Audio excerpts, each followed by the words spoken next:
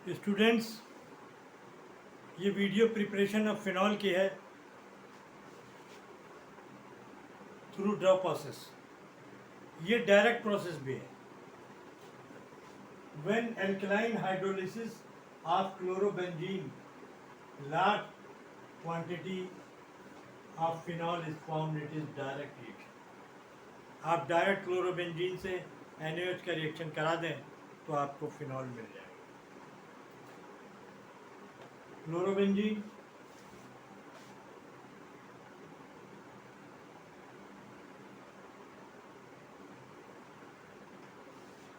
NaOH का reaction आप यहाँ कराएं Cu और Fe कैटालिस्ट की प्रेजेंस में 300 डिग्री सेंटीग्रेड पर, तो आपका ये फिनॉल आपको मिल जाएगा और NaCl बन जाएगा। NaCl बन जाएगा।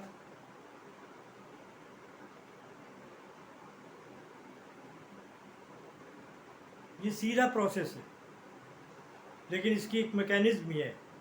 मैकेनिज्म भी बहुत शॉर्ट है, उसको भी समझ लें, बहुत आसान। क्लोरोबेंजीन का रिएक्शन जब NaOH से कराते हैं तो NaOH का H और इसका Cl रिएक्शन कर जाते हैं तो सोडियम फिनॉक्साइड बन जाता है, सोडियम फिनॉक्साइड, और HCl बन जाता है।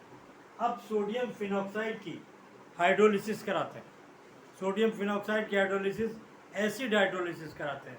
एसिड हाइड्रोलिसिस का मतलब जिस एसिड में एसिड प्लस पानी दोनों हो, एसिड प्लस पानी दोनों हो, उस सॉल्यूशन से इसकी हाइड्रोलिसिस कराए। प्योर एसिड से नहीं कराते। एसिड हाइड्रोलिसिस का मतलब किसी चीज़ को तोड़ देना, तो एसिड हाइड्रोलिसिस कराते हैं।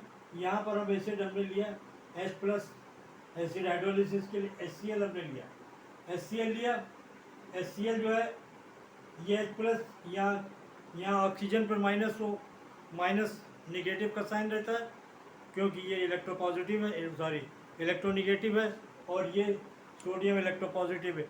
ये इसको इलेक्ट्रॉन को अपनी तरफ खींच लेता है और ऑक्सीजन पर निगेटिव चार्ज आ जाता है और सोडियम पर पॉजिटिव चार्ज।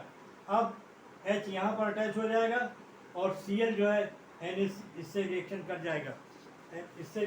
जाएगा, तो देखिए यहाँ पर ये फिनॉल बन गया और ये NaCl बन गया। अब यहाँ पर ज़रूरी नहीं है कि आप HCl ही लें, यहाँ पर HNO3 भी ले सकते हैं, H2SO4 भी ले सकते हैं, लेकिन एसिड हाइड्रोलिसिस करानी है जिसमें कि प्रोटॉन निकलते हो। अगर आप HNO3 लेते हैं, अगर HNO3 आप सपोज कर लीजिए ले लेते तो NaNO3 बनता, NaCl ना बनता। क्या बनता? NaNO3 बनता है। यहाँ पर ये Cl की जगह NO3 HNO3 होता, तो ये यहाँ पर NO3 बनता। तो ये चीज़ें हैं क्या है, याद रखने वाली है कि ये कंसेप्ट नहीं है कि आपको HCl से रिएक्शन कराना है। एसिड हाइड्रोलिसिस करानी है जिससे हमको जो है क्या बोलते हैं, रिएक्शन आसानी से हो जाए और रिएक्शन इजी हो और आसानी से हो जाए। तो HCl HNO3 H2SO4 इनसे रिएक्शन कराना आसान रहता है, लेकिन ये डाइल्यूट होने चाहिए, कॉन्सेंट्रेट नहीं होने चाहिए। इस बात का भी आपको ध्यान। तो मैकेनिज्म में यही बात का पता, यहाँ पर तो आपने मैकेनिज्म नहीं है, NaOH से रिएक्शन कराया, जड़ से बन गया, आपको अंदर पता ही नहीं चला कि आपको क्या हो। और मैकेनिज्म का मतलब है कि आपको अब ये इसको रटना पड़ेगा, लेकिन इसको आपको रटने में उतनी दिक्कत नहीं होगी। क्योंकि रटने में दिक्कत नहीं होगी, क्योंकि आपको मैकेनिज्म मालूम।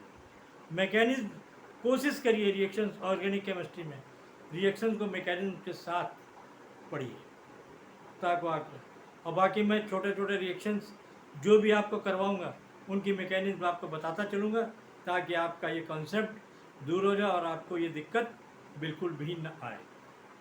बस मेरे चैनल को आप ज़्यादा से ज़्यादा सब्सक्राइब करें, यही रिक्वेस्ट है आपसे, ताकि मैं आपको अच्छे से अच्छे वीडियो दे सकूं और आप एग्ज़ाम में बढ़िया नंबर ला सकें, जिसमें मेरा सहयोग।